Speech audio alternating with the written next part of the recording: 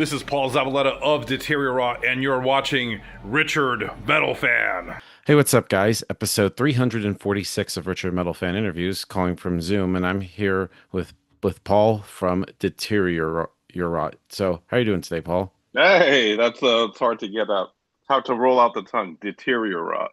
Yeah, trust me, I had to practice it a few times to get it right. Thank you. Yeah, Good. yeah, How but are you? I'm not too bad, not too bad. It's a lovely little afternoon here in Georgia where I'm at. So, where is it? I'm guessing, are you up in like New Jersey? No, no. I am in Charlotte, North Carolina. So it looks like you got two episodes in a row with Charlotte, North Carolina. I've watched a little bit of Wretched. Yeah. I've had a Billy on. I think it was last week. I know he Yeah, actually yeah. lives like not like down in Atlanta.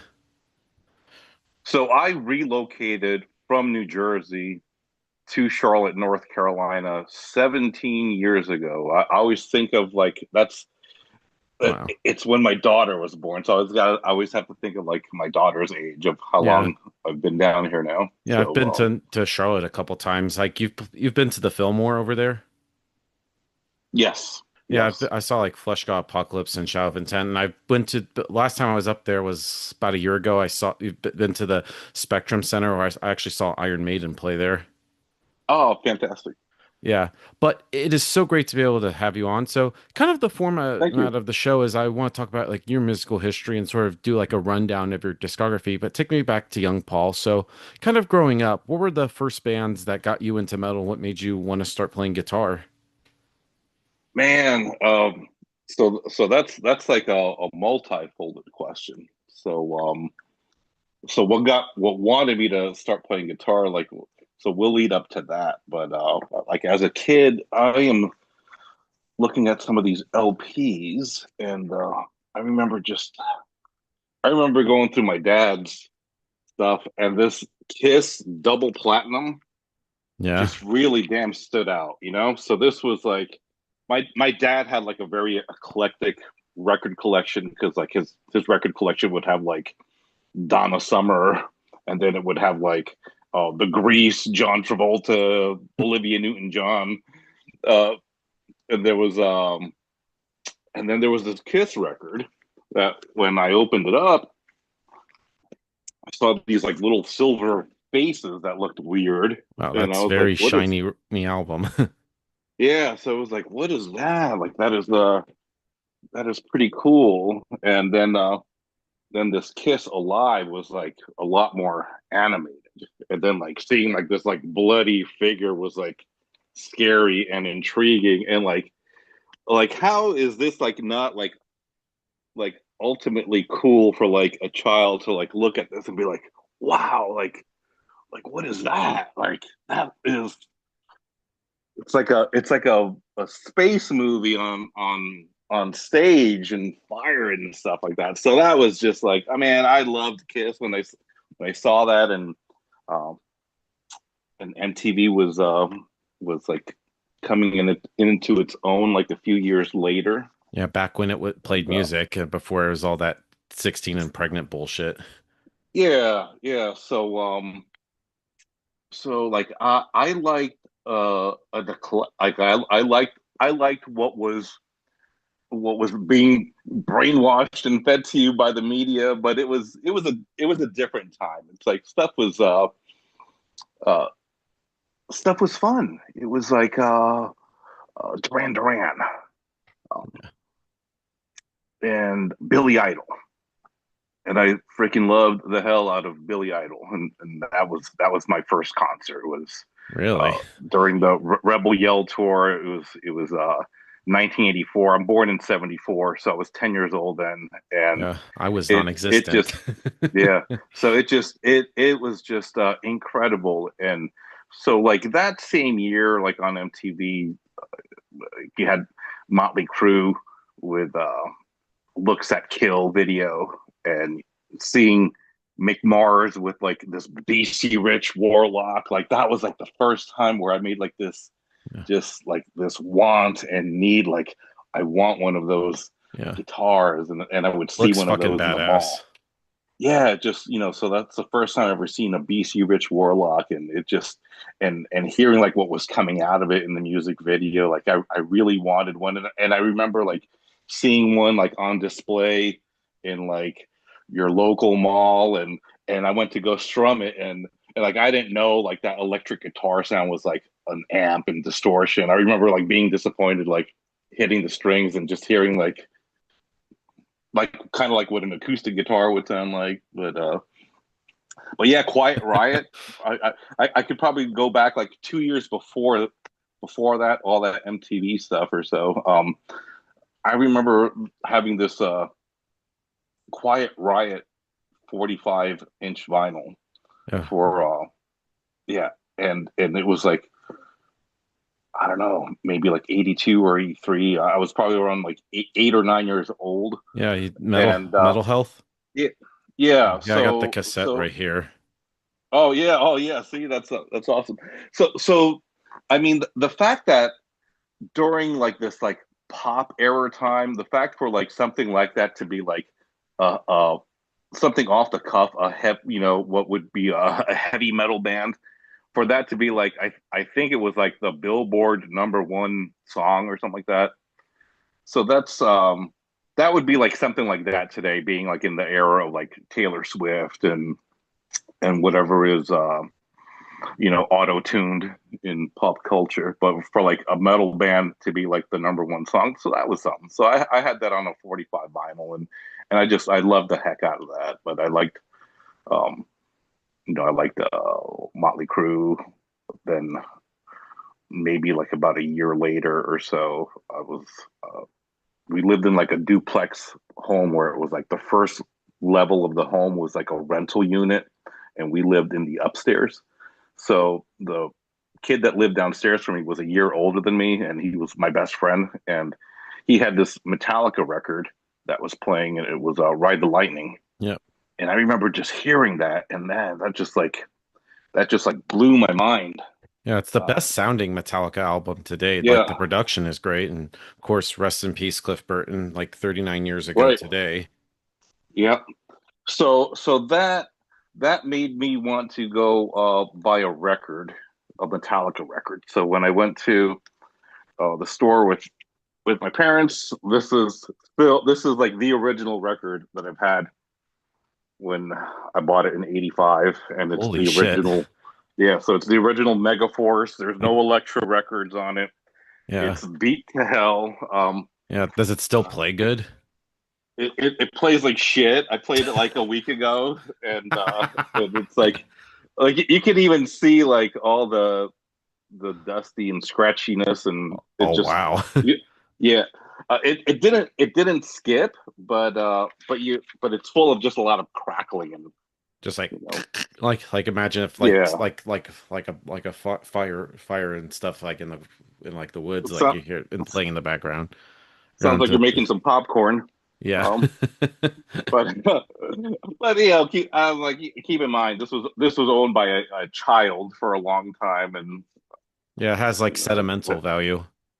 like I didn't like take care of records or anything like that. There was times where we had no air conditioning. I'd be using it as a fan. So just Vinyls can I, also be I, good for that too. yeah. So what did I know that like one day it's like I should. Yeah. Last thing on my mind is like, oh my gosh, I should keep this in mint condition. It'll be worth $1,000 one day, and it's It's like probably gonna no. worth like 10 cents. Yeah. Yeah. I know. So some snobby collector will be like, oh, well, it's got a crease over here, and got a lot more than that. But sorry, I'm just rambling. Now I'm having Yeah. fun going through some of my old records. So this is Yeah. like another record. This is Yeah. like Rest one. in This peace, is the like king. another. Ozzy. This is just like I liked a lot of live records. Yeah, same. So, Same. I only have like a couple, but mostly I prefer like just have like live like DVDs or Blu-rays to watch. yeah. So oftentimes, like they made so many, they pushed a lot of these live records so much that, and you being like an 11, 12-year old and 13-year old, you're just buying whatever had, the band's name or the artist name that you wanted, and you didn't know what it was. There was no internet. back then, so I didn't know whatever discography was. So oftentimes I would buy a record, and then it would turn out to be like a live record, and then I would get more familiar with like the songs, how they sound like on the live version. Yeah, You know, that's like another this is a great Judas album, Priest. great live Yeah, album. And yeah. So one of my favorite live records is Live After Death by Iron Maiden. I love that. yes, I remember even seeing like the concert footage. I remember my dad showed me. I mean, it was like during the Power Slave era when they had like the Winston Churchill speech going right into Aces High. Then that pretty much right. solidified me to be like, wow, like these guys are just equally as good live as they are on the record. So that was probably like my third record that I had ever owned, that Live After Death. So that was my first introduction to owning Iron Maiden's music, from hearing it at a friend's house. Um, so I was more familiar with these live versions of these songs because they were like very fast tempo, especially when you get to like I don't know, like Aces High is like super fast in it. Yeah, I think it was before like click tracks were invented. Yeah, so but I like that. I like how natural that is, because it's like, like as Deteriorot, we play songs, and it's like they're faster. And at first I remember like our drummer was complaining about like, oh no, it's like I'm playing them too fast. And it's like, dude, it's like I love it because it's like in the moment, and I always bring up the Live After Death as a reference whenever he would mention that, because he's like, I need to slow it down. It's like, no, just feel it. Like if you're feeling it like that, just play it like that, because it's just from the heart.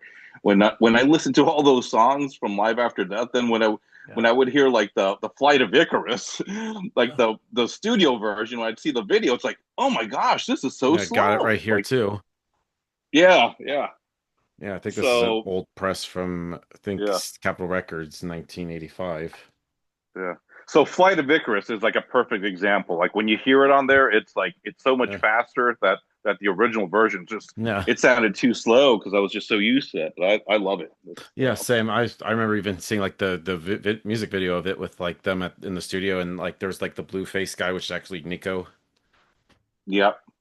Yeah, that's So one. so when I was a kid before you were born, like so the video of that, like the VHS, was like so darn hard to find, because it was like they made a certain amount, and then after that it was just like not reprinted for years and years. Yeah, So like you could never find that in the store anymore. So it was nice, like when DVDs started being a thing, and a lot of stuff that used to be on VHS that had been out of print started coming out. yeah. So that's pretty awesome. Hell yeah, yeah. But talking about like like the first thing I want to talk about is Mortuary, your first band. Like I'm digging deep. Like nobody ever talks about them. Yeah, yeah, but you know what? Let me finish answering your other question. You asked about like playing guitar and all that stuff, and so it's not just guitar. It's like, so being like the guitarist vocalist as a combo is really because of this damn record. Yeah, James Hetfield is a legend. Yeah. Like that down picking that he does. Like if I tried that, I'd get like carpal tunnel. So here's the thing about that. So that inspired. So I wanted to be a songwriter. I wanted to be a guitar player, and I wanted to be a vocalist. So it's like basically like as a 12-year-old, 13-year-old kid in 1986 and 1987. This was before Injustice for All was even out. So as a kid, like, I got my first guitar, and that's what I wanted to do. It's like this is like my blueprint of like my songwriting was Kill 'Em All, and going through my records here, Yeah. and this Master of Puppets. So this really has inspired me with a lot of my That's writing, like my because they favorite they did, Metallica album. because they did something that was just so unique. But yeah, this was my childhood hero right there.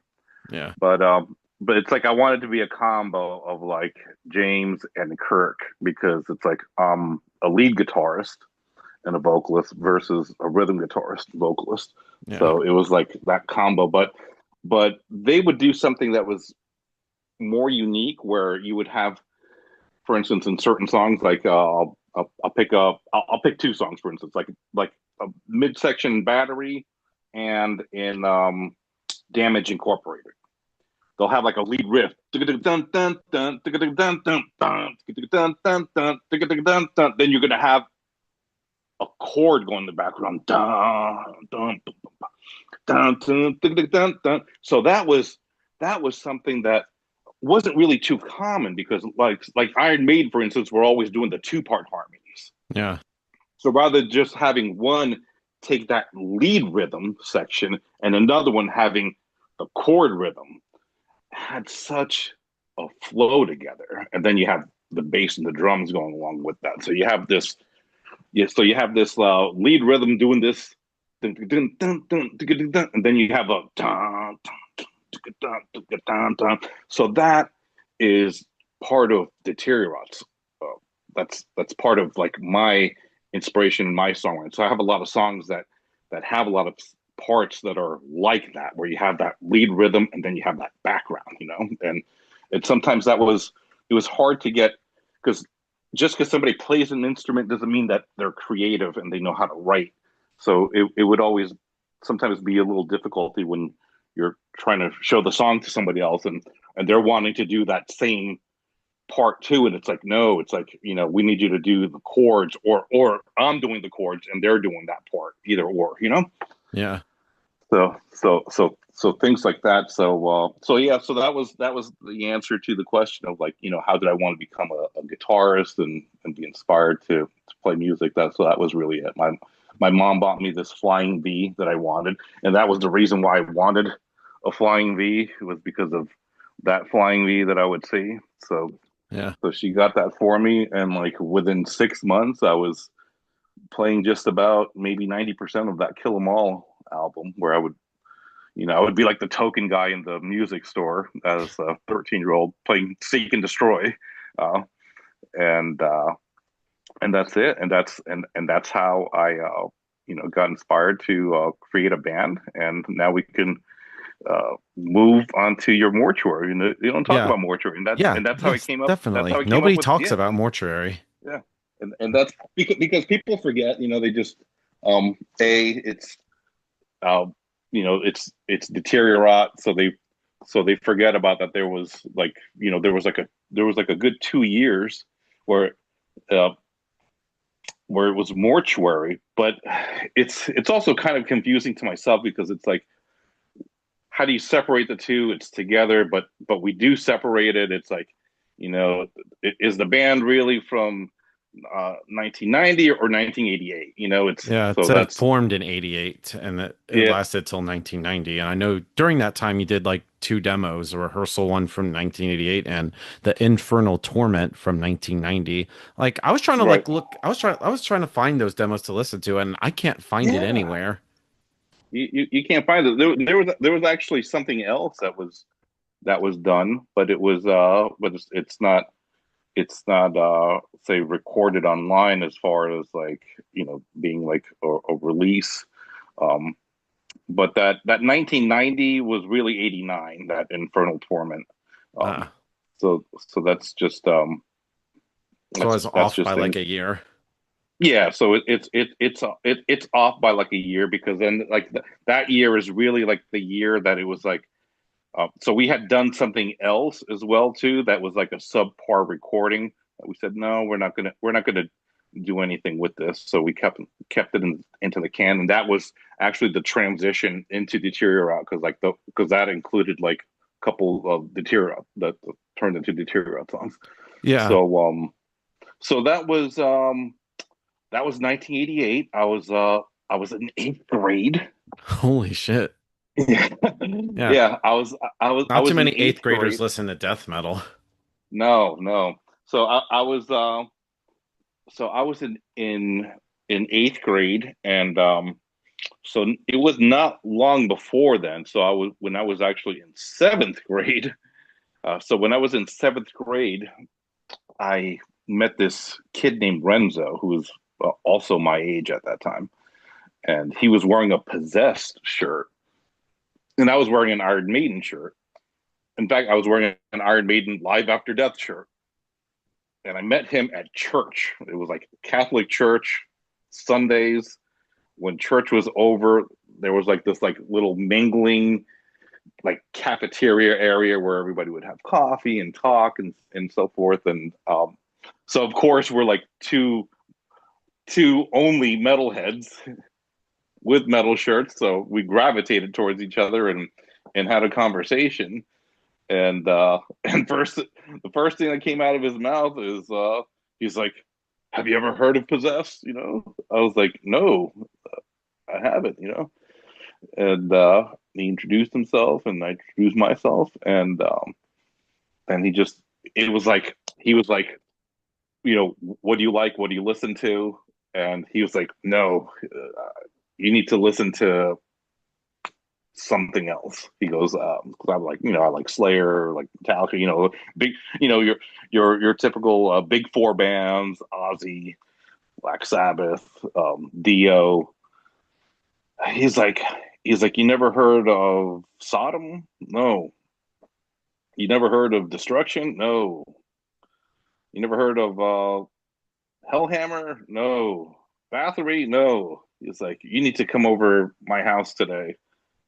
And I came over his house like after like we didn't even know each other, and like we're like talking to our moms. Hey, you know, can I go to Renzo's house? This is Renzo, and meet his mom. And our moms talked, and so okay, you know, we went there and introduced me to a bunch of really cool European bands. He was like, if you Yes. want to listen to the best metal, he goes, you need to go to the import section when you go to the record store, and you don't need to leave there. He was like, because everything else is really not that great.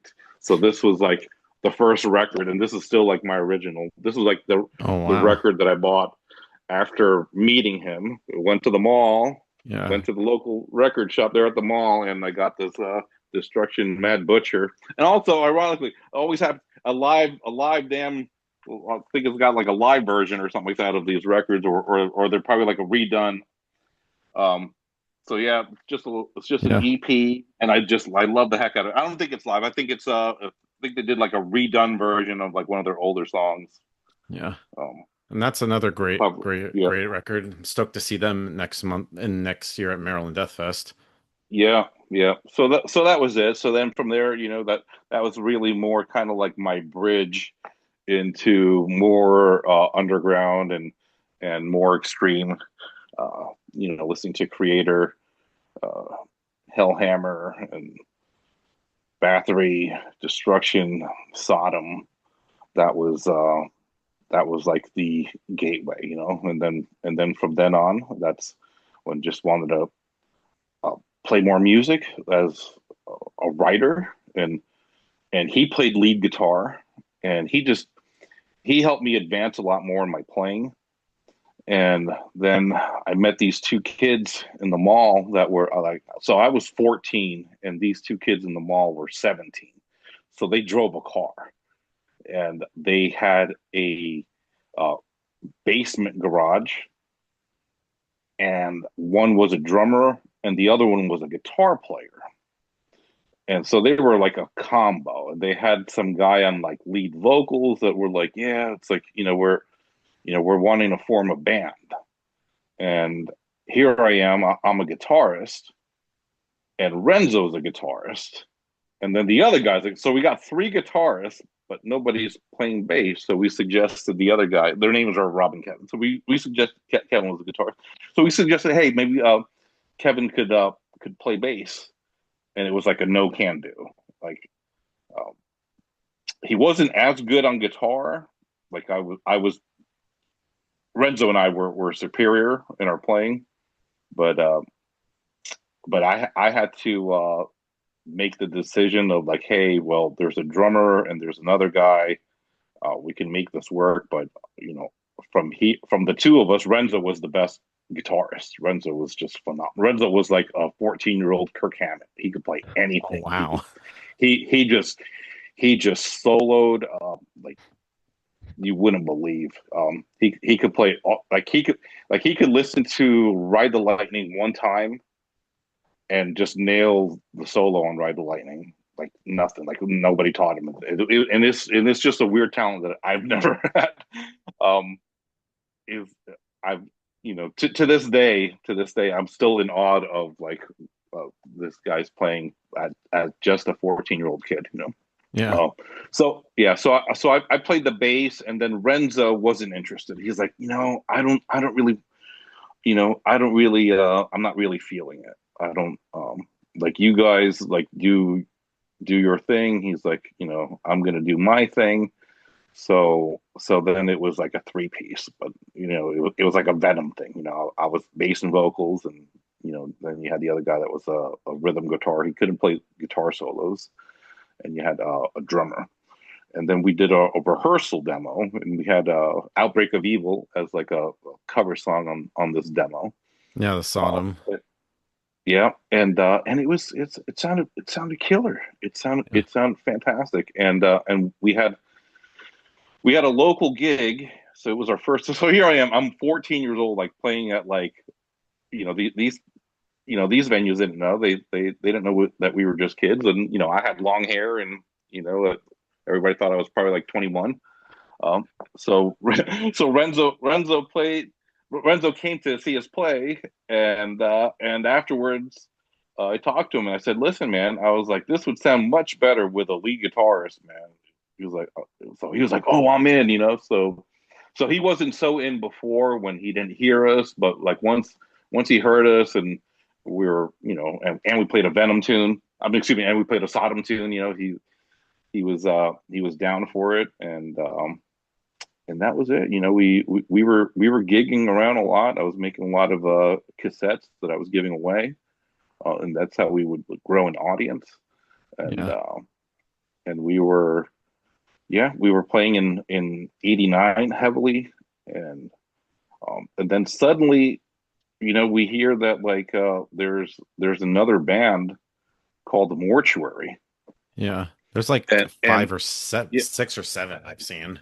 yeah, but at that time in '89, it's like we hear about like some band called Mortuary that's like I think about to put out a record or something like that from Mexico, and by that time it's like I already had like Renzo was no longer in it, and then Rob and Kevin also the drummer and the guitarist they were no longer in it either. So at that point I was with the lineup that you would see minus the lead guitar player, like on the '92 Deteriorot demo, and also the '91 EP Ceremonies of Blasphemy. So it was myself, John Brody on drums, and it was Jim Hoffman on bass. And we were young, we were 15, 16 years old, and so forth. And that was when we made the difficult transition of like, man, it's like it sucks, like we have to change a name. It's like we've been playing that New York scene for a year and a half, going on 2 years, and we can't have this happen again. So if we were going to change the name, and this wasn't common then, it's like we have to change the name. We have to like morph a name into something that like doesn't exist, so it can't be taken. So Yeah, it it's sounds it's a original, by so the way. yeah. So that's where we came up with that concept, and because originally we thought about we were decomposed for like maybe like a week, and a week later we find, hey, there's a band in the UK called Decomposed. Okay, so that scrapped that idea, but we had a name that started with the letter D. Yeah. So let's come up with a new name with the letter D. It has to be a morph name, because now this is like, hey, we had Mortuary, it's taken. We've had, and that was like our identity for almost 2 years, because it's like I was always Paul from Mortuary that they knew me as, in the scene. and the letter D. It's like, what can we do? Deteriorate. What if it was deteriorot? Rot. Like ding ding Yes, ding. rot. Yeah, like rot, like a rotting corpse. Um, so I was like, and so the name ends with rot, so it's Deteriorot. Um, Yeah. and I could say that, like, how many years later, how many bands now have their name that like ends with rot? None. I feel like you're the OGs. Right. But like today, it's like it's a thing. It's like there's a billion fucking bands that ends with rot. There's neck rot, sun rot, witch rot. How many rots are there? Jungle So rot. so that yeah, jungle rot. So before '89, it's like I don't know of any other bands that really like ended with rot. I know there was head rot in like the New England area that was probably like similar to that time frame, but that wasn't common. So that wasn't like something that wasn't like a thing then, and it's been a common thing for some time since then. So it's like, hey, it is something that I'm proud that I could say that we're one of the first bands to do that. So if Yeah. not the first, but Yeah. But tell me about that first demo you did in 92. It's just very raw sounding. Like where was that recorded at? yeah. So that was recorded in Hackensack, New Jersey. The story behind that is there was a band called Snag out of New Jersey, and they recorded there, and it was a pretty cool sounding CD and stuff, and um, it turned into like the more sound of like the New Jersey demo bands at that time because that, but I think Snag was like probably like one of the first ones, because then it's like we had Deteriorot record there too, and also Ceremonium is another New Jersey death metal band. They were more like a Death Doom, like kind of like Anathema meets Paradise Lost, and I need to check them out. yeah, and they have a fabulous record there that was recorded around the same time that we did also our '93 manifested apparitions right here, manifested apparitions of unholy spirits. So Yeah, that's a so tongue this twister of one, a title. yeah, yeah. So Yeah. this was we recorded it in '92. I was 18. I was a young 18-year-old lad here. Yeah. And the rest of us were Yeah. teenagers, high school and stuff like that. But yeah, this was recorded there. So the story with it's called Big Blue Meanie. Yeah. And if you look Yeah. up that recording engineer Tim Gillis, he has a long history too with recording a lot of Yeah. Is heavy that metal studio bands. even still around? He's passed on. Oh, And yep. And so when we recorded there, it was a really like a different experience. So we had everything set up where we record live as a band, and then we would have to go ahead and overdub. So we record live as a whole band. Everything's supposed to be separate tracks. So then, like, if you make a mistake, it doesn't matter. Like, what we're really recording live, what we're really after is recording those drums. Okay. So we record live, and then we'll come back, and then we'll do guitar tracks, we'll do harmonies, we'll do the bass tracks, the second rhythm guitar tracks, the solos, all that stuff, vocals, um, and that's how it is. But first, we have to record live, and it's really to capture the drums. So remember, we're a bunch of teenagers, we're broke kids too, so we probably I think all together we pooled together maybe like 250 $300, really just to cover that day, because it's like an 8-hour session just to set up and you're going to have a couple of takes because you make mistakes and so forth. So at the end we have this live version of it, but it's The all live like separate. rehearsal. Yeah, so it's but it's all professionally recorded on like 24 track uh tape and so forth, reel to reel.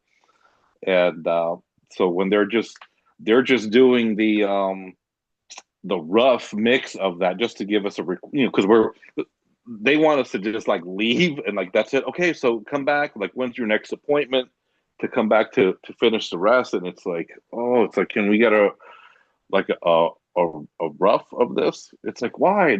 What's it matter? Like, it's going to be recorded over. It's like, oh, because of that reason, because it's going to be recorded over. So we'd like to have a copy of that. Um, and then he was really trying to hammer us on like the next appointment, and we paid him our $300. So it's like, shit. It's like, we're teenagers. We don't have that type of money. We don't.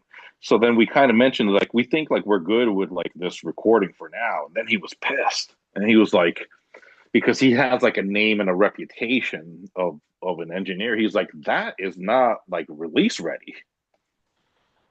He's like, no, like, do not put my fucking name on that. Oh Like, if you're shit. good, like, yeah, like he was pissed. He's like, that is not. He's like, that is not like, Yeah. He's like, that's not what I do. It's like we don't That do does that not here. sound. Yeah, that's not like that's not even properly mixed or anything like that. There's no overdubs, and so he was pissed about that. Um, but we were just like telling him like what our idea. I was like, this is just for like a demo, and like he was still like not getting. He's used to maybe some older kids. We were like 16, and that was it. But we did come back there a few months later. So we did that manifested record there, Yeah. and then that was like properly recorded with like the multi tracks, the multi guitars, and separately. Yeah. So he was happy about that. So that's what we told. Listen, we just don't have the money right now. But that's the story behind that demo. But I hate when I've listened to it. Like, I can't stand it. I don't like it. Yeah. Um, I wish it didn't exist. Yeah, I mean, Some sometimes people, like your own worst critic when it comes to like your like when bands like do like their older stuff, like they're always like very like critical about like like or kind of iffy like their old stuff. I was like, ugh, no thanks. yeah, yeah. But this was recorded before the '92 demo. But it's just shit's fucked up with Metal Archives. So this is from '91. Yeah, yeah, This is ceremonies of blasphemy. yeah, Ceremonies of Blasphemy. So Yeah, but we are apparently going it to, was going to yeah, be slated to release by Afterworld Records in '92, but due to label's financial problems, it never was. right. So we are going to have a 35th anniversary edition released Oh. by Extreme Music for next year. Ooh, heard So it this here, will be folks. after. Yep. So this is probably like the first talk about it. So that this is after the Awakening album. But I talked about it with the label because they weren't too keen on it at first, and I was like, listen, man, like if anything, this deserves to be part of the Extreme Music catalog and discography as far as like the 35th anniversary edition. So what are we going to do for the 35th anniversary edition is that it'll be a full length with uh, we're going to include some really special things that you haven't heard before from back in the 89, 1990. I'm not, Ooh, if I can hint at it, that's about it. So it's going to be really cool with that. And it will have even like a redo of one of them songs, so like a newly recorded version. So I think it's going to have like maybe 9 tracks in total. But yeah, it'll be a full length, and you'll see it properly yes, released on a full 12-inch vinyl and yes, CD cassette, all formats. So uh, and the best label to release it for us is always Extreme Music, because we have a long standing just loyal friendship and a great business partnership with that. So Yeah. And one thing I would love to talk about next is the Unholy Return demo from 2000. Big bit of a long gap between the Manifested EP to the Unholy Return demo from 2000, like 7 years. So what was like the reason for like 7 years of like not having like any recorded stuff? yeah, it's like to do this. It's really a labor of love in all aspects. Sometimes you just sometimes you got to take a break from even working with other musicians. Sometimes you get sick of the bullshit. You get sick of like having to do everything all by your fucking self, and nobody else chipping in any money, nobody else uh, doing anything for anything. And it's like, when you're 18 and 19 years old and you're doing this all on your own, you get burnt out on it.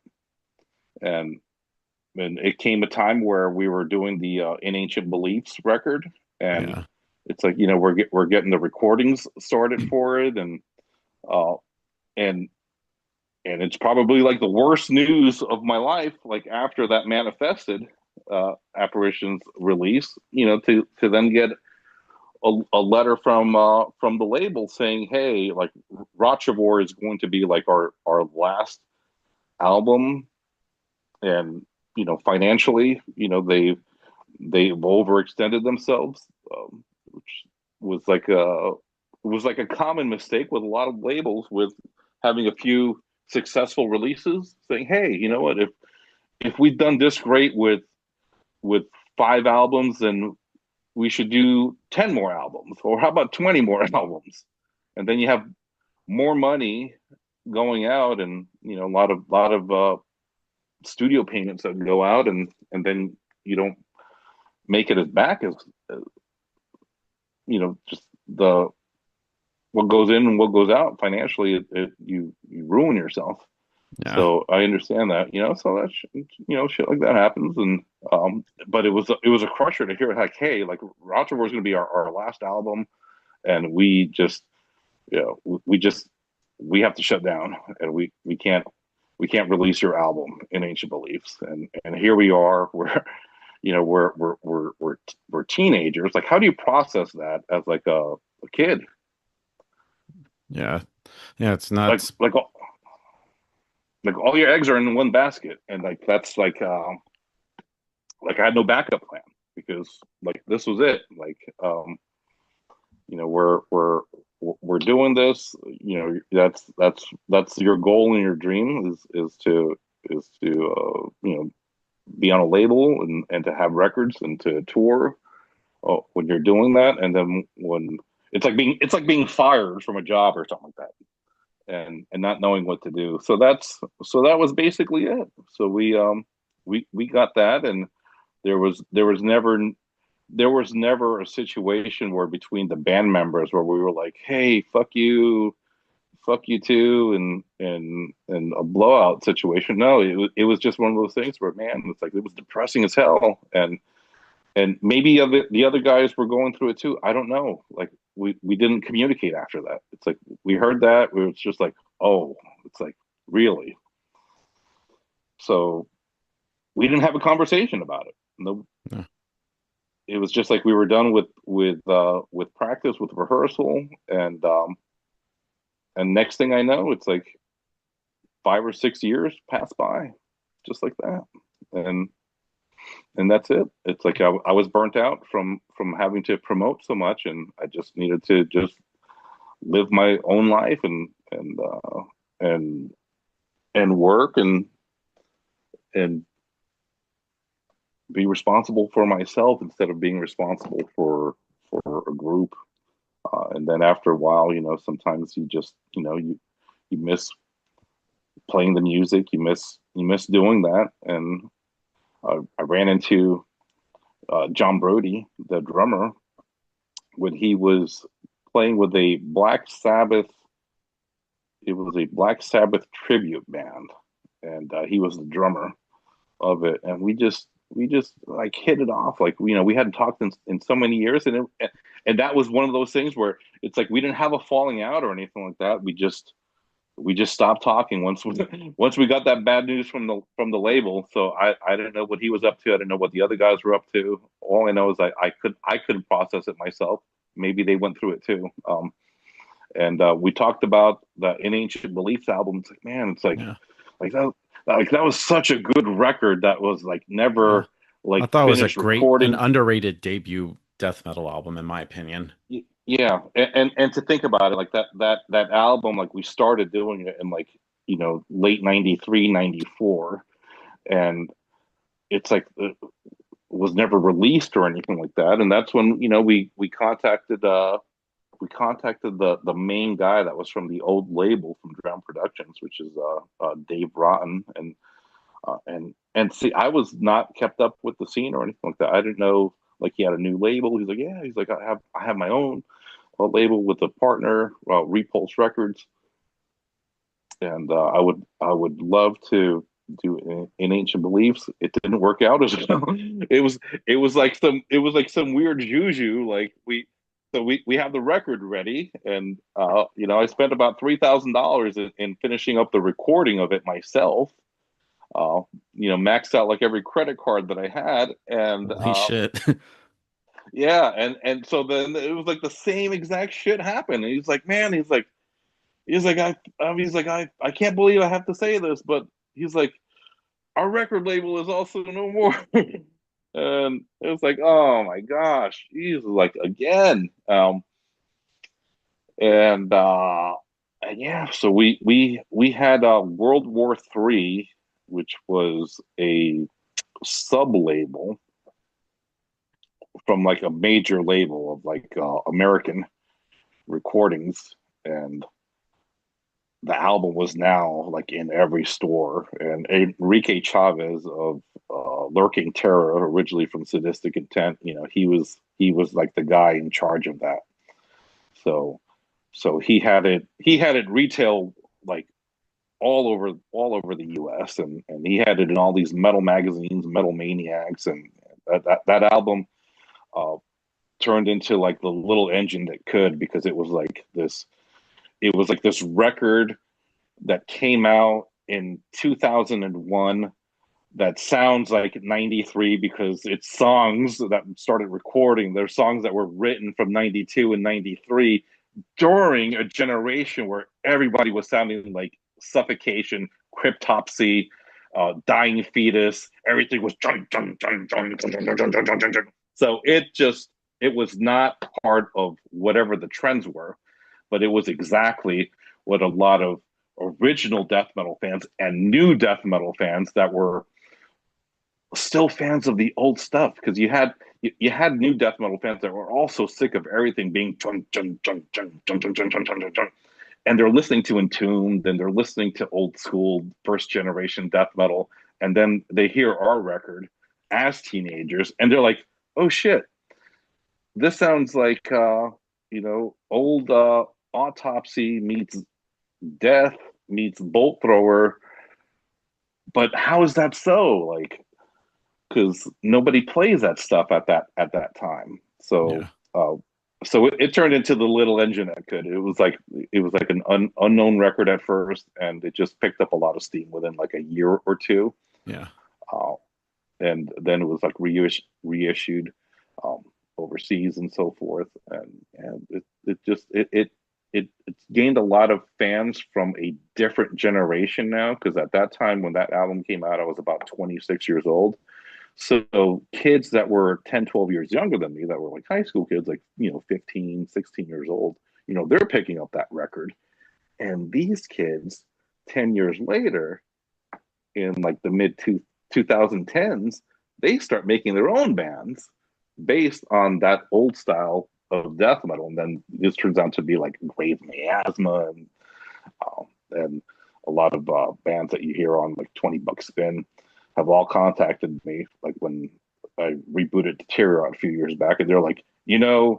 the reason why I really got into like the reason why I play like this style of death metal was because of the In Ancient Beliefs album, and I just wanted you to know that. And a lot of times I didn't know who these bands were, and then I look up like who it is. It's like, oh, because I'm not really in touch with like who's you know new bands. I know that's a lot of people's things. They love like every single like band, and they want to keep it up, kind of like baseball cards. But I have so much things going on in my life, I can't keep up with that.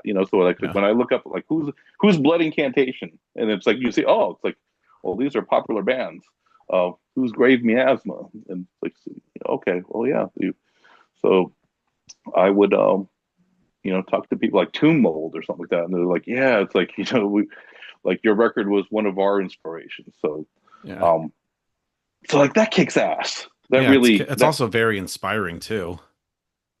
it kicks ass because like I have people that are more my peers from that same era that don't get that, and they kind of like shit on like the younger bands and the younger fans, and to them it's like they're stuck in this time of like they think like internet sucks, Facebook sucks. Oh, it's not like as good as the old times. It's like, I beg to differ. I think this is way better because we can have access to each other. We can connect. Like you just messaged me. You don't have to see me somewhere, write me a letter, take weeks to contact me or find you. Like you're able to instant connect with me, and completely out of nowhere, here we are having this awesome interview. Yeah. So that's what I fucking love about the internet. So I'm the totally opposite. That's And cool, man. and a lot of these older guys that are over 50, guess what? A lot of them, they're not fucking coming to the shows, man. Our fans they're staying home and shit. They're staying the fuck home. I've not to talk shit, but I've contacted people that are like from known bands that I'm in their area, and they don't fucking come out, man. There's two or three dudes that I know that will always come out. I'll call the ones that do come out, like Bill Venner, who was originally from like Incantation and Disma. Motherfucker always is supporting. Anytime that we're in New Jersey or something like that, dude will come out and shit. Uh, so Boris, who was in Bazagorath, shit, he's always damn supporting. John Paradiso of Evoken. He's another one from the old guard, from the old scene. Dude, dude's there. Dude's like, these guys are my brothers, but a lot of other people from a lot of other bands, man, they don't give a shit. Yeah. They are staying the fuck home. And you know who's at our audience? Freaking 21-year-olds, 25-year-olds, 30-year-olds, 35-year-olds. Yeah. So everybody from the younger generation, that's like 75% of our fan base and That's our audience. crazy. And And I I'm like love one all of you them. guys. Yeah, and it's like, y'all know more about the Deteriorot than the OG fellas, where it's like I'll have people that will open up for us that are also in the same age, and they're like, oh yeah, like, we don't know, we never even heard of you guys, the death metal legends, like. So it's like, yeah, well, I guess you kind of missed the boat, but a lot of the Yeah. younger fans, man, they're motherfucking on it. Oh So yeah. And then of course the next one we'll talk about is the Faithless, which I know there's two versions. yeah, There's like the demo version from 2002 and then the actual full length from Extreme Music that came out in 2010. So I'm always curious about like those two versions. yeah. So here's what it is. So when we recorded In Ancient Beliefs, so there's two songs on In Ancient Beliefs that actually should have been on the Faithless. They're brand new songs. So these aren't so these two songs from In Ancient Beliefs were not from 93, 94. And that those were actually the first like new songs I had written in like 7 years. And when I presented them to the drummer, John Brown, I said, man, like I've been so inspired out of playing like these old songs in the studio. Um, I came up with like these two songs, Unholy Return, and the other one is Endless Hauntings of Demons in Despair. And and man, it's like these were like two kick-ass songs that he loved it, and we put it together like pretty quickly because I had the songs already complete. So he just, yeah, he got it really fast, really catchy. And that was probably like a week before we were recording In Ancient Beliefs. And we recorded those songs like at the same time, really for it to be for the Faithless album. But then when we were mixing down In Ancient Beliefs, we loved those two songs so much. We were like, fuck it, let's just put it within Ancient Beliefs. and that's what we did. And so we recorded In Ancient Beliefs, and then right after that we just continued recording for the Faithless. So it was pretty seamless. It was pretty back to back. So then we had another. It was 5 songs that was a like a demo version. It wasn't put out. It was only sent to just a couple of our personal friends, and a couple of people just from media press that are people that had been like long contacts of mine at that point for like maybe 15 years or so. Like a friend of mine in Germany, for instance, like had a copy. I probably only sent out maybe 10 copies of that in general. So that was the rough draft of 5 of the 9 songs that's on the Faithless album. So what's different from the Faithless album versus the Faithless demo? Well, the Faithless demo would have been like the equivalence of, say, Demo 92. Was just all in one room, and the vocals that you hear is live vocals. They're not like in an isolation booth, so they're live while I'm playing. Oh wow. And yeah, and the guitar solos that you're hearing, the guitar solos are the overdubs, and then I do overdubs for a second rhythm track because it's only myself and a drummer that's recording. So same thing with the bass. So the bass is overdub. Uh, I got extra rhythm tracks overdub, guitar solos overdub, and my vocals are live. So so that's the difference. So then when we went to uh, well, I'm saying we, but it was just me. So when I went to the studio to then finish up the Faithless album, which was Jesus Christ, it was like I don't know, maybe another 8 or 9 years later or something like that. Then I recorded all new rhythm tracks on top of the older rhythm tracks. One of the scratch tracks were gone, so got rid of that because that's like your scratch Yeah. track, which can Just have make it mistakes. more refined. Yeah. So I did about maybe 2, possibly 3 extra rhythm tracks layering, and then new guitar solos, and some guitar solos stayed, and some uh, didn't have guitar solos. That I added guitar solos, and new harmonies. So we had harmonies that were added onto it too, and some harmonies stayed. So it's a mix of some digital recordings and some analog recordings because all of the drums were analog, and uh, all the original guitars were analog as well. So there was definitely 2 rhythm tracks, analog rhythm tracks that remained on the album version. That's from the 2002 version of the demo, Yeah. and, That's cool. and new vocals. Yeah, Yeah, definitely.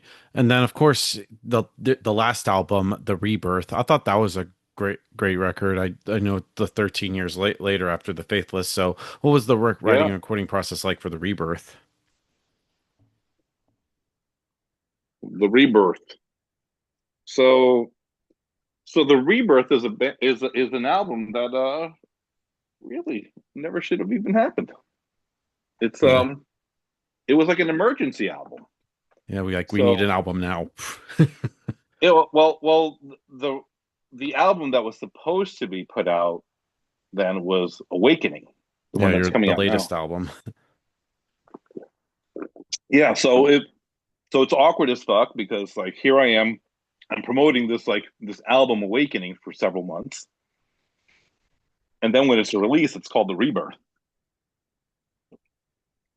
So this actually was originally the album cover, even artwork for Awakening, where originally the title on the bottom said Awakening on it. Oh wow. The more you know, Yeah, folks. yeah. So so we had to come up with a new plan because here's what was going on. So I announced the the European tour. You know, we signed on to do about a month in Europe. Yeah. Was that like your And first time in Europe? no, Oh, so no, we had already been in Europe before. So I was in Europe maybe less than 10 years before. So we've also headlined in Italy. We had a uh, death metal festival in like 2015 called Brixia Death with us and a Dead Congregation and a Waltz. And then we also had NRW Death Fest in Germany. That was also like 2014 or 15 or something like that. So no, I've been to Europe before, and it was always fantastic. But here we are with a European tour scheduled for August, and we had already pushed our album release date by uh, already two different times because the plan is like to have an album before your tour because that's what makes your tour successful. And then I had the entire Awakening album. I had it all recorded, vocals, guitars, bass, because I recorded all. So everything was recorded and ready, set, just for the drummer to record his parts. But it's always, you know, you got to work with other people's schedules, and you know you have to respect that in the end. And you know the drummer was also in another band that was local to him, and then he was also in another band also in Ohio as well. So he had things that were going on. Uh, so in March of that year, I think it was 2023, he was also learning the set and putting the live lineup together for our European tour. So he had a lot on his plate. So he's like, yeah, he's like, you know, it's like I'm working with the set. It's like I haven't had a chance to go over the new material for the drum work and so forth. And that was another thing that I kind of like just took for granted that like in the past, like I've worked with drummers that listen and they grew up with me around the same time, like John Brody, and he listens to exactly what I listen to. So he knows what rhythms patterns go with these types of riffs.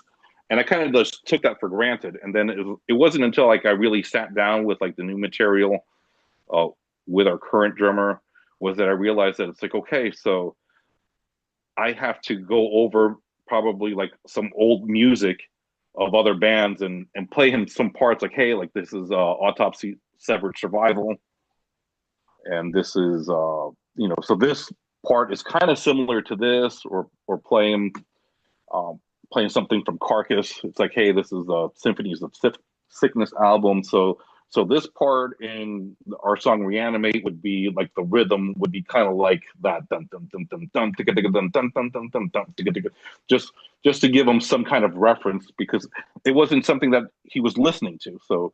Um, so that was a little challenging at first. It was difficult for him as far as you know somebody giving him instructions and directions on drumming where he hadn't had that experience before. So it was a bit of a clash at first where there was just a bit of defensiveness on it, and in the end it's like, hey, like you know like in the end it's music that is written, we're trying to put it out.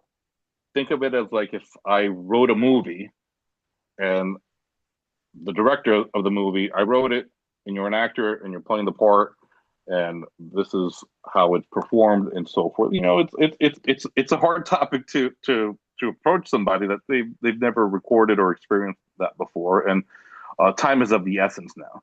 So so that's where the rebirth came in because it was just Awakening was 12 new tracks. There were a lot more complex than the time frame that we had. So in March, he was trying to learn songs for his other band to record, and then in April, same thing was going on. There was still no time. Nothing was being done. The label's been on me like twice already. Like, hey, like where are the finals? And now we're approaching. Now we're approaching like a week before June, and the label is like, listen, like you have a tour in August, you have no finals submitted. It takes at least 3 months for vinyls to be produced. Like at this point, we're really looking at your stuff's not going to be manufactured and ready until after your tour is done. And that's a shame because it's not going to be as successful of a tour without having new material. And I was like, and I completely 100% agree. So here's what I have to do. I was like, I'm going to get you finals next week. I was like, I have to come up with a new plan. And that's when I told our drummer, I was like, listen, um, it's too much time for you to learn. Like, I don't know. I don't know what else to do. I have to come up with new songs because I don't want to break up these songs of Awakening. I like how it is. So we're going to work on some new songs. I'm going to see you this weekend and we're going to record an album this weekend. It's like, how are we going to record an album this weekend? Just trust me. Okay. This is what I do. I work great under pressure. I wrote this album in like 3 days, and I went to the vault of like some riffs that I had. It's like, okay. And it's like a puzzle. And I said, my plan is to, just like the blueprint of Kill 'Em All or some of these old Judas Priest songs, a lot of stuff are like 3.5 minutes on like British Steel. I was like, what if we have like most of the songs are like 3.5 minutes to 4 minutes? You have an opening riff, a chorus, repeats back to the opening riff, the middle part where you have your bridge with your guitar solo right back to the top of the beginning of the song and end it. So I was like, I'm going to blueprint a bunch of songs like this, and it's going to be very catchy. When Black Sabbath wrote Paranoid, they wrote it on the damn spot. They're like, hey, we need one more song, and they wrote it in like 5 minutes. That's crazy. Like, so this album is really an album full of motherfucking bangers. So they're all like number one hits. Yeah. Wasn't planned. It was just on the spot. I was like, I got a great riff. I got a great transition into it. I have, repeat the chorus, the middle part for the guitar solo, and then close the show. Song 1. Song 2 is going to have the same blueprint, Song 3, same blueprint. And so I was like, this way, I was like, it's going to be easy for you to learn it. And I will come over with my wife this weekend. And that's what we did. So we came, and like the first night was just like really all like editing my stuff into being into a click track. And then Saturday was just going over go over like 3 to 4 songs, record 3 to 4 songs on that Saturday, record same thing on Sunday, come back home with finals.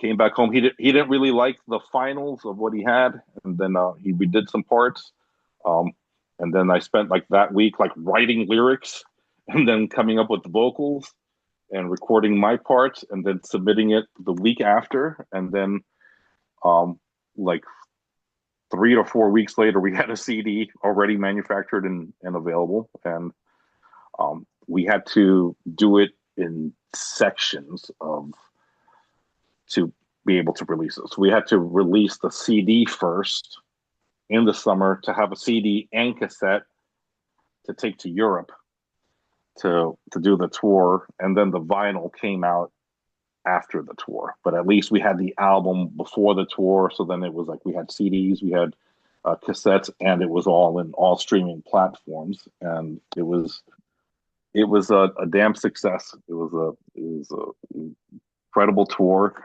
And the Rebirth, up until now, we have Awakening, but the Rebirth has been our most successful album ever to date. I've had the CD already repressed, so that's 7,000 copies have been made of the CD. And, oh wow! And I'm very proud of that because, in Ancient Beliefs before was like our top one, which was about like maybe I think 3 or 4 thousand. Yeah, So and then of course I want to talk about your upcoming album Awakening, and then coming out October 21st. So, what was the whole like writing and recording process like for Awakening? the whole writing process was like I haven't wrote a damn song in like in years. Um, I got together with a friend of mine named Jake on drums. So it wasn't our current drummer James. It was like a local friend of mine. So now I'm going back about uh 3.5 years ago. So this is like 2022 because we got to remember Awakening should have been out in 23. This should have been Awakening. So so it was 2022, and in a friend of mine and myself, we were going to do like a side project, and so that really didn't come about. But we had like songs also that were written like on the spot. So I had like about 3 or 4 songs that because his idea was like let's just get together in the studio, don't bring any material, and let's just jam and let's see what we have. Uh, and that was it. And we had 3 great songs, and those became like new songs. And then from there, it was like fall of 2022, and I just was on my sofa, just coming up with riffs that weren't like on the spot jam. And so I have some songs that are a little bit more complex than the Rebirth, and I really connected with it, and it sounded like it sounded like Deteriorot. It sounded like the Faithless and in Ancient Beliefs kind of style. Uh, and I like to have a record that has songs that are very unique to themselves. So it's not like you're hearing one song and the next song will have the same exact um, tempo or anything like that. I don't like that.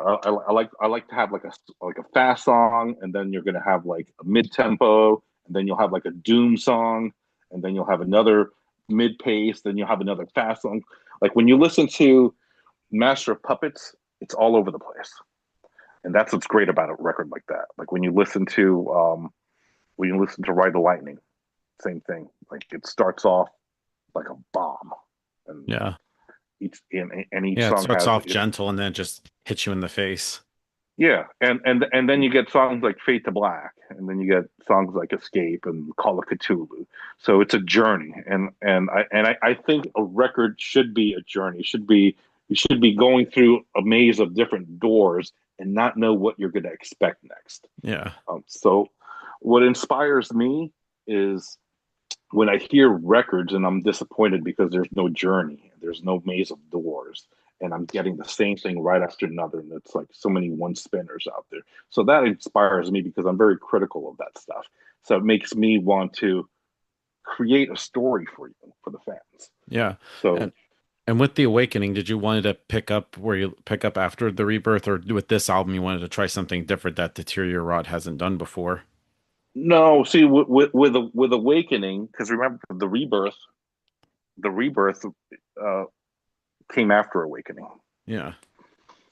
So with Awakening, I really wanted to continue the journey of like the Faithless and in Ancient Beliefs. So it's more along those lines where you have you have an album from start to finish that when you hear it you start off being blown away, and when you listen to it to the very end up until the last track, you're just like, man, you're blown away of like, man, that was a great fucking album, and like I got to hear that again. So and that's one thing that I'm proud. A lot of people said the same thing about the Rebirth too. They said that they'll message me, people I've never talked to before, say, I just want to let you know, like, I just got your CD and it's been in my car for 2 weeks, and I can't take like I was like 2 weeks, yeah, like Yeah. it's been in my damn car for and and to hear like so many different people like say that, like it's a common theme. People that aren't friends with each other, people that I'm not friends with, that's just the random message. I just want you to know, like your CD's been in my car for a week, for 2 weeks, for 5 days, or whatever. And it's like, and I tell my wife all the time, I was like, it's another one that is catchy. And Yeah, it's I like have a earworm friend, music. yeah, yeah. So I have a couple of friends that are like in the media too, or from other labels that also say the same thing. Like my friend Adwin, who's from the Netherlands, Intuit Records, and he's always pointing out. He's like, whenever he hears something or something new, he's just like, man, he's like, that's the man with the catchy songs. He's like, he goes, that's one thing about Deteriorot that I just love so much is that your music is catchy and memorable, much like the albums from the '80s that I grew up with, where it's a lost art with a lot of death metal bands that you know, they're more concerned with guitar exercises and having 3,000 riffs versus having just like, all you really need is like 3 to 4 great riffs on a song, and you can have the drum work expand and butterfly the songs. Um, kind of like when you listen to, say, Sepultura's Beneath the Remains. I Yeah. think my AirPods are. I think my AirPods just died. Yeah, I could still hear I can still hear you. Can you hear me? Yeah, I can hear you. Awesome. Okay, so I'll try to like speed it up, but if you need me to, I'll do so what would you say like the overall like themes and messages are for Awakening? There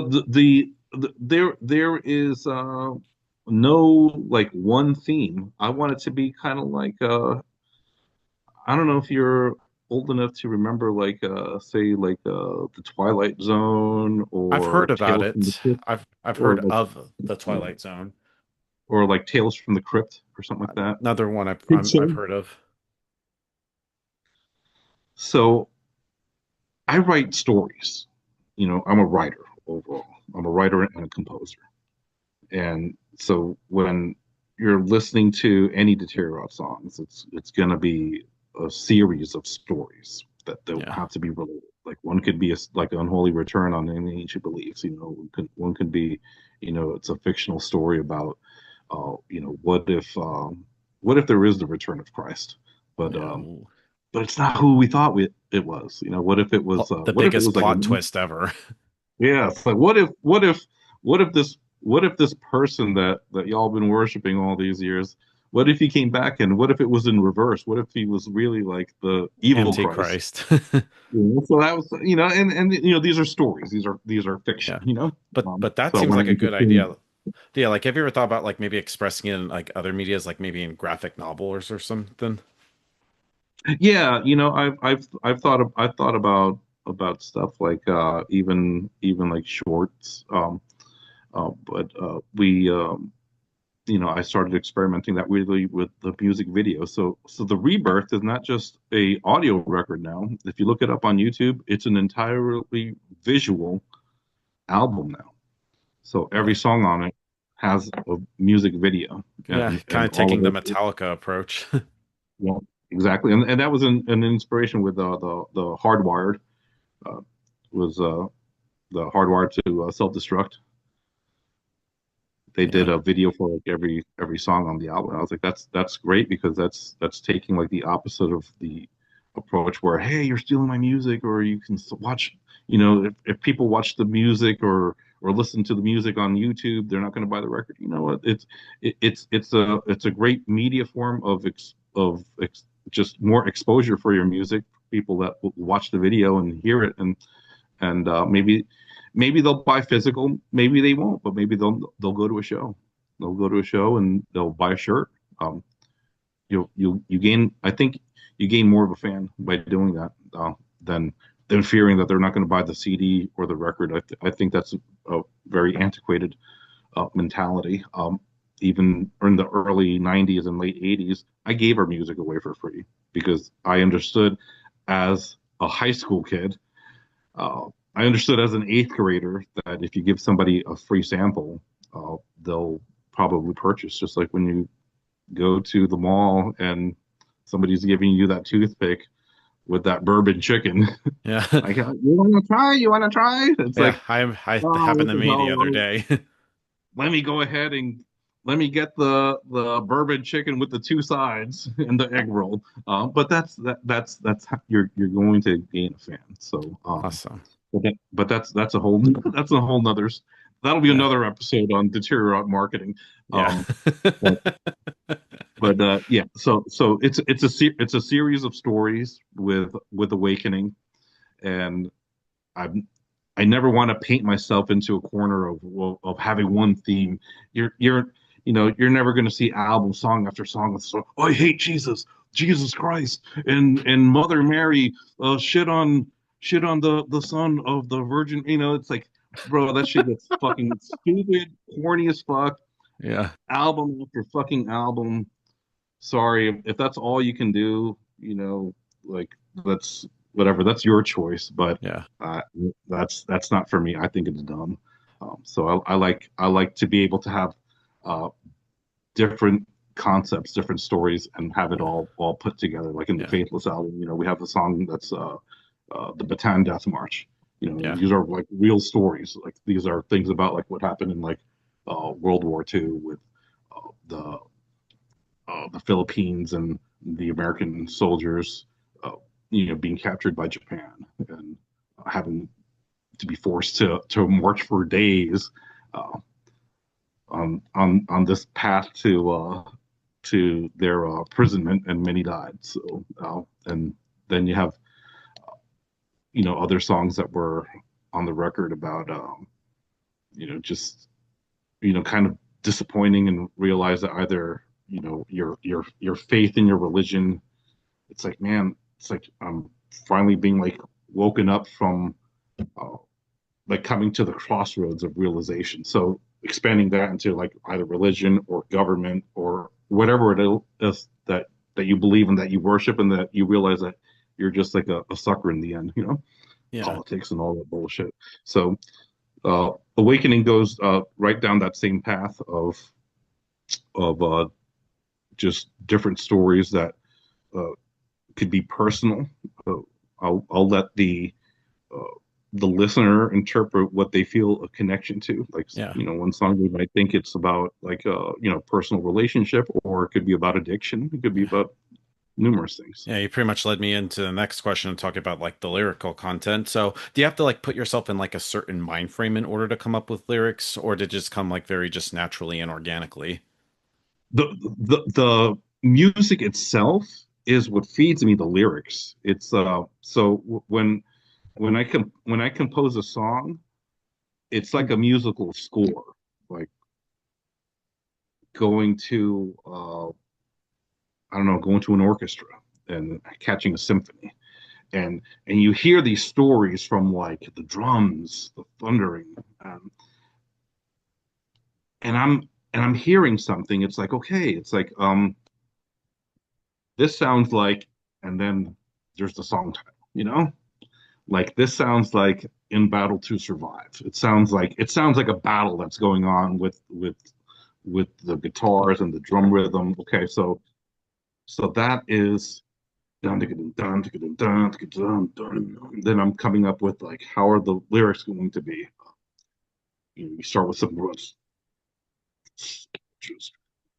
and it's like, okay, I already know it's going to be called In Battle to Survive. Okay, the story of this soldier's fate is death. Okay, there's the first line, the story of the soldier's fate, death in a battle, in a desperate battle to survive. It comes, the music itself has a story without any words or lyrics. I have to interpret that, and it feeds it to me, and that's how I get the lyrics. Because I just Yeah. gave you an example of how I do it. That's how I get into the zone. It's like listening to the song. What does the song sound like? Yeah. Okay, this song sounds like a zombie walking. Dun, dun, dun, dun, dun, dun, dun, dun, dun. Okay, that's like a zombie. Dun, dun, dun, dun, dun. Like fucking arm just fell off. Dun, dun, dun. Okay, so oh, reanimate.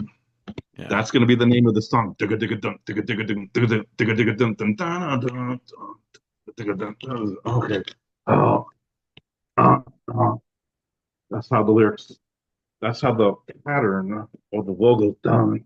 Dun, dun, dun, dun, dun, dun, dun, dun, dun, dun, dun, dun. Okay, Yeah. so it's gonna be a zombie song. Okay, okay. Meet the face of death. Yeah. That's how it That happens. The that breath, the stench of the undead yeah. awaits to rise.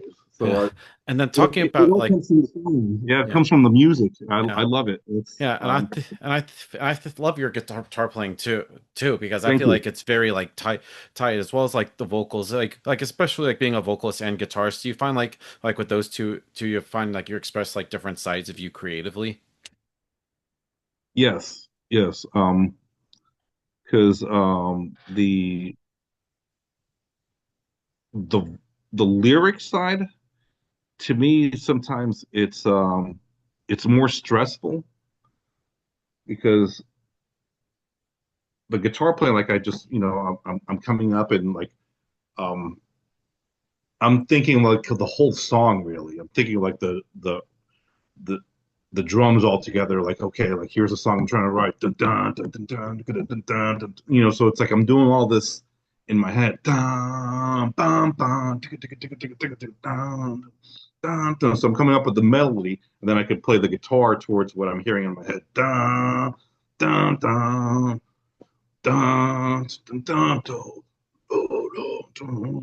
dun, dun. So that's how I come up with the music of it, and that comes a lot easier than the lyrics are harder because it's like I'm listening to the song.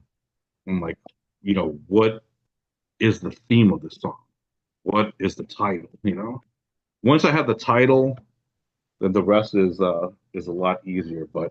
Um, but trying to come up with words that's going because sometimes you can write out words, write out the lyrics, and then when you're going to go sing along, it's like okay, it's like um, I have like two extra words, and now I have to edit this line so it could fit the tempo of it. Um, and that's really it. That's the lyrics come from the music, but the lyrics are definitely a lot more challenging. So they're definitely two different sides of it. In Yeah, the try to end, like it's like make sure it like fits within like the beat and the tempo and everything. right. Like to me, like my preference is playing the guitar and writing the music. The lyric parts, uh, I like the lyrics to not be stupid. I like the lyrics to be fun um, and just it's something that has to like either make sense or be entertaining, but I don't want it to be like silly and goofy, Yeah. and I don't And want it to be so cliche. So so that's something that's important to me. yeah. And then talking about like the live show because I've yet to see Deteriorot, but is there like a similar energy to like playing live as opposed to recording, or are they kind of like completely separate? They're completely separate. They're completely because then performing, um, and this is for me. There's people that they just stand there and they just play and it's whatever. It's to them it's the same as rehearsal. For me, I look at performing kind of like when you go see a Broadway show or something like that. You got to be bigger. You got to be more animated. So even just like putting the guitar up, high for the fans, that's for the fans. That's for the entertainment. That's for the visual aspect. It all goes back to just being a kid in the 80s and seeing Metallica just tear it up live and seeing those videos and watching those videos like live after death and seeing that bass guitar doing the cannon at the crowd. So I get inspired by that, and I do a cannon at the crowd with my guitar too. So it's like, we get there. The great thing about music and performing is that you're inspired by something else. If not, you wouldn't even play music. You're playing music because you were originally a fan of of bands of other artists, and that's one of the great things about like being in the music industry and connecting with other bands and connecting with other fans and in media. But yeah, so performing live has to be entertaining, has to be bigger.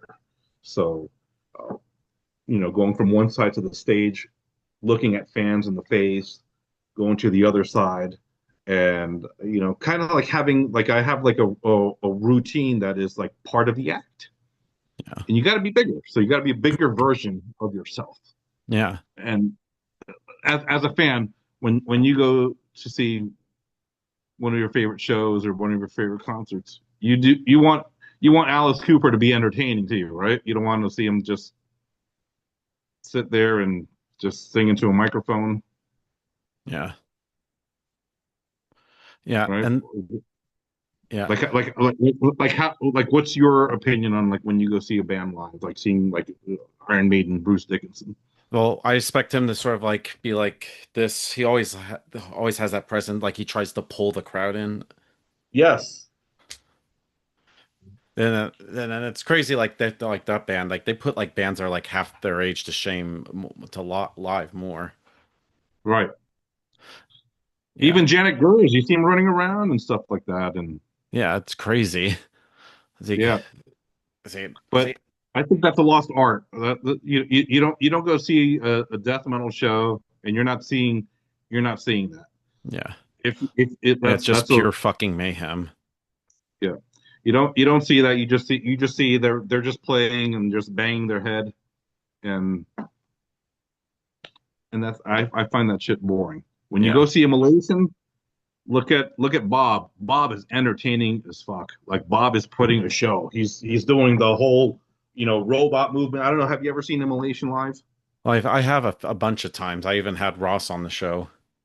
Yeah. So it's like, you see Bob doing, he's doing his mechanical robot with the guitar, and like you can't keep your eyes off of that because that is just like that is just a phenomenal performance. That's something that I don't know where he got that from, what inspired him to do that, but man, like I love that he does that. And it's like if I went to see a Malaysian and didn't see Bob doing that, if Bob was just playing regularly, it'd be like, what the hell? What happened? Yeah, That's it's just phenomenal. So when I see a Malaysian, I love seeing Bob yeah, doing what he does. It's just um, it's something that is like classic rock and classic just performance. yeah. So And sort of also like in the end to sort of wrap things up, what's next for Deteriorot? We got the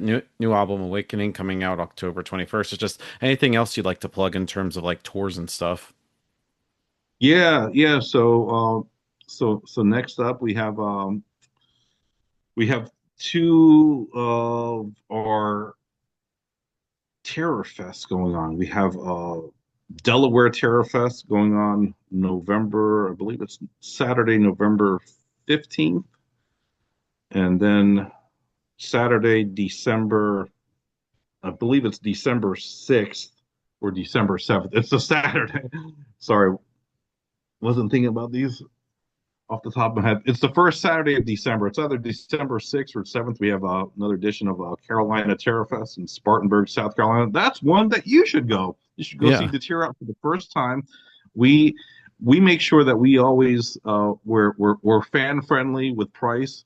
So we're talking about a $20 ticket to see like I don't know, like 7 or 8 bands or something like that. Oh, that's a steal, man. I mean, when so many people are talking about, oh my gosh, you need to take a loan out to see Yeah. concerts and fests and so forth. It's like, all of our shows are between like 10, 15, and $20, and you're gonna have a great time. If so, I make sure if the Deteriorot's headlining, we have a low price ticket. We rather make it up in merch, then the door is really going towards supporting to pay for the venue and the sound man. and that's my concept. There's bands, there's opening bands. If you're a local band and you're worried about like what you're making out the door, uh then you need to just like work your job, get overtime. Don't worry about the music business. This is not like to get rich or anything like that. So if that was the case, I what am I going to do? Put a $50 ticket, a $75 ticket, and again, guess what? You'll have less people. You'll have Yeah, less people there exactly. too. So when people talk shit about selling tickets, guess what? I sell tickets. We sell tickets. We give away a lot of tickets, but I know that I'm getting people in the door. So I'm going to do a low price ticket for the fans. The cost of the ticket is really what pays for the sound man, pays for getting the venue and Yeah, help packing with. out the place. Yeah, I was like, so many times we lose money, but sometimes we're able to say break even because we made $200 on merchandise or something like that. So Oh yeah. that's how it is. If you don't have any people there, nobody's going to buy merchandise. So we have Carolina Terror Fest, December, first Saturday, December. You should come. We're always going to have a bunch of bands that are traveling that aren't on tour. So it's going to be one off of bands that you're not going to be able to see because they're not from this area. We have Chronepsis from New Jersey. They are kick ass progressive death metal. A bunch of old school guys in that band. So you got guys that have been in the scene for 25 years, but they're a newer band. Their EP came out this year. They're part of the Faithless Entertainment live roster. We have uh, Angel Massacre, kick ass uh, black metal from North Carolina, also Faithless Entertainment artist. It's just going to be kick ass. Like you should definitely come down. RKL, another black metal band from Virginia. Who else we got? Sadistic Vision from PA. They're old school guys from early '90s as well too. So Nice. So, yeah. but thank you, Paul, for this conversation. It's so great to Really. be able to chat with you. It was a great conversation. It's just any Thank you. final words you want to say to the viewers that are watching this to close this out? Well, we have the 35th anniversary of Ceremonies of Blasphemy. That'll be next year in 2026. And then this monster of an album, In Ancient Belief. Fuck, how the fuck is it 25 years? But we're going to have a 25th anniversary edition of In Ancient Beliefs. And In Ancient Beliefs is going to have the original artwork on that one, which is, Yeah. wow, it's upside down. Yeah. So it'll be the original artwork on vinyl. First time that this artwork is on vinyl, because this was the artwork that was for one of the reissues in 2015, I believe, 2016. But you'll see this first time on an LP, and that will be the 25th anniversary edition. What's going to be different about this one? 25th anniversary edition is going to have another master on it.